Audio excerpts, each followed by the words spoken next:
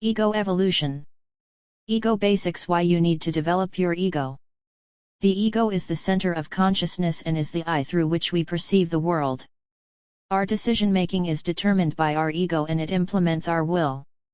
The ego can be seen as an interface between the human world of society and individuals. The basics. Very importantly, the ego is a sentry.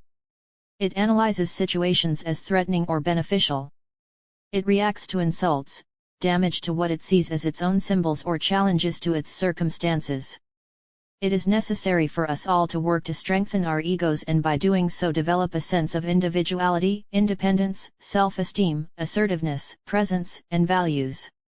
Egos give us convictions of our opinions and perspectives, specific tastes and preferences. People in possession of those qualities have egos which can be termed well-developed, well-defined, or strong. A well-developed ego is beneficial in many ways. Individuals with healthy egos approach other people from a position of strength and vigor rather than from neediness or emptiness. Such people can easily forge positive relationships with others. Well-developed egos allow individual to behave consistently and be stable and trustworthy. People with well-developed egos are not easily swayed by people who try to persuade them with their opinions. Developing a healthy ego means that a person has an effective persona and appears confident, in control and trustworthy. Work on honesty. Honesty is a key ingredient in developing trust. Trust is a key element in establishing credibility. Our credibility is at the center of our ability to influence others and provide strong leadership. Truth. To be honest is to be real, genuine, bona fide and authentic. Honesty gives our business dealing openness, reliability, and imparts our values to others. It is important to work on our honesty to establish credibility in our relationships with others. To do this, we must become more transparent. Organizations are essentially a collection of relationships, and honesty is one of the most obvious and neglected to improving relationships and self-awareness. In the workplace, when people choose to be more honest with others, the morale and productivity of the whole team improves in the process. Telling the truth is probably the single most cost-effective and single way to productivity and employee satisfaction. Being dishonest is generally the result of an individual fearing the consequences of telling the truth. Individuals are not upfront when they are afraid. Establishing ground rules in workplace situations and being prepared to listen to reasons as to why something was said, not said, or done encourages staff to be honest. Honest explanations will then be more forthcoming as to why a certain deadline was not met. Developing a written code of business ethics is most helpful when working to develop honesty. Such a code will guide all decision-making and actions. An individual's reputation and track record for ethical behaviors and integrity are vital for establishing the trust that is the basis for all successful relationships that are held, including those with customers, employees, and the community. The old adage of honesty being the best policy is most certainly true in all workplace situations.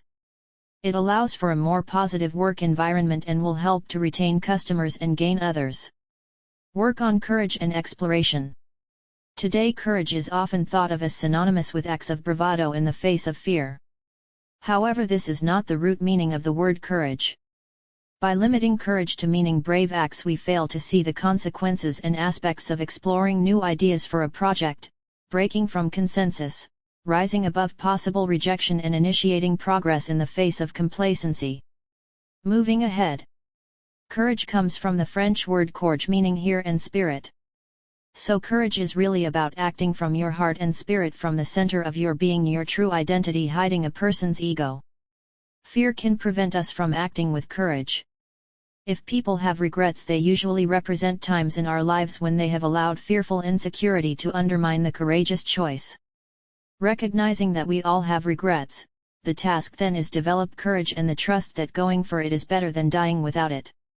This is the difference between the heart and the mind. Learning to stay focused in the present won't eliminate fear, but it can at least prevent people from being stuck in fear. Fear blocks courage.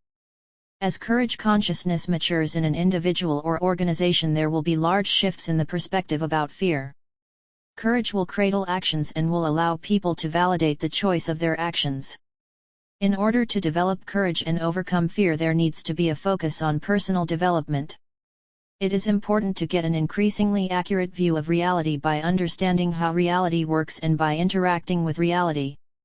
People should focus on their goals and objectives and become stronger to be capable of achieving greater success and happiness. It is important that we should develop our courage. We can be afraid, but then we must call on our courage to follow our objectives. Such strength is undefeatable. Serve others to develop your ego. The word ego has a negative connotation. It is often equated with false self, that image of a person that they have created by themselves. Ego is accepted as a root cause of many of our delusions and sufferings. Ego is often used to describe the tendency to overinflate a person's self-image and is often linked to greed. It implies that an individual loves themselves so much that they would attempt to try to realize their ambitions to the detriment of others. Help out. Many spiritual leaders believe in the wisdom of weakening the ego. Such persons are outnumbered by others who emphatically state that we must all build even stronger egos, as our egos are our character and we should aim for having a strong character with well-defined attributes. Such people believe that one way of building a stronger ego is in the direction of serving others. They believe that the stronger that an ego becomes, the more an individual should push themselves to help other people. By individuals who are capable of undertaking good works or acts of philanthropy, such people offer a necessary service to weaker members of society. By making service to others part of an individual's identity, they further build and strengthen their own ego in a very positive way. There are numerous organizations such as Lions or Round Table that seek to work in this way. There is nothing negative about serving others. How can there be? Whilst doing good works can indeed make some individuals feel good, this is not necessarily a bad thing. Even if a person's ego is strengthened by serving others, that is not negative. The positives of the person's actions far outweigh any big-headedness that unkind people might say they have adopted. It is far better for an ego to be strengthened and a needy individual to be assisted than for the needy person to be ignored. Engage with life. To engage with life means to awaken one to the opportunities that are present in life. The key to staying engaged with life means to stay hungry for life.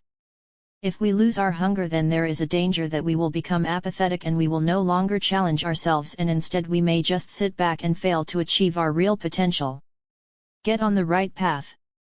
To stay hungry for life, it is essential that we must set new goals, take on new challenges and be open to new experiences. All of these things may bring about a certain level of discomfort, but we need to experience this discomfort to propel ourselves forward and keep us engaged with life.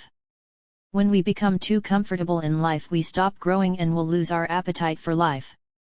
There is a real danger that we will sleepwalk through life and then one day wake up and realize that we aren't living the life that we had envisaged we would have. If as individuals we find ourselves depressed or apathetic about life, it is important to assess what is happening in our lives and figure out what changes need to be made to ignite the passion within. Often our passion dies when we aren't engaged in activities that challenge us, spur on our creativity or force us to grow. Living a passionate life makes us excited to get out of bed in the morning. Opening the door to the possibility that there is more out there is vital to living a fulfilling life. Whilst having gratitude and being appreciative of what you already have is important, if you fail to allow yourself to want more, you are robbing yourself and those around you of the best experience that life has to offer. The dangers of a damaged ego. A damaged ego does not value itself because it doesn't have a healthy, vibrant shape that can summon confidence and self-worth. It can remain damaged. An individual can undermine their own self-worth through negative self-talk and may even carry out activities that undermine their worth in the eyes of others and thereby surround themselves with more opinions that will strangle their crippled ego. Pay attention. There are two main dangers with damaged egos. Firstly, when the individual doesn't seek to repair their ego, or secondly, when they try to repair it through any means possible, especially while relying on self-deception and the opinions of others. The latter danger can be the most damaging or catastrophic. A damaged ego can lead to arrogance and the exaggeration of one's worth and accomplishments. We have all met these persons. The ones who are so depressed by cause of the damage to their ego enter a downward spiral. They withdraw and become uncommunicative and don't desire company and feel worthless and project themselves in that way. This projection of their worthlessness becomes a self-fulfilling prophecy. Those with overinflated egos become objectionable and arrogant, or worse, can develop into bullies. A healthy ego enables an individual to feel comfortable about themselves and who they are while acknowledging their own strengths and weaknesses. It is also more insightful of the zero opinions of others and therefore can't be the victim of vicious deflated egos that seek to undermine it in order to feel better about them. A person may have amazing qualities, but if they can't acknowledge their own worth through their own eyes and with their own judgment, they may not allow them to fully shine and reveal themselves. Wrapping up. How we perceive ourselves will ultimately determine the quality of life that we have, and it is therefore crucial that we strengthen our own self-worth through genuine growth and take responsibility for our own lives.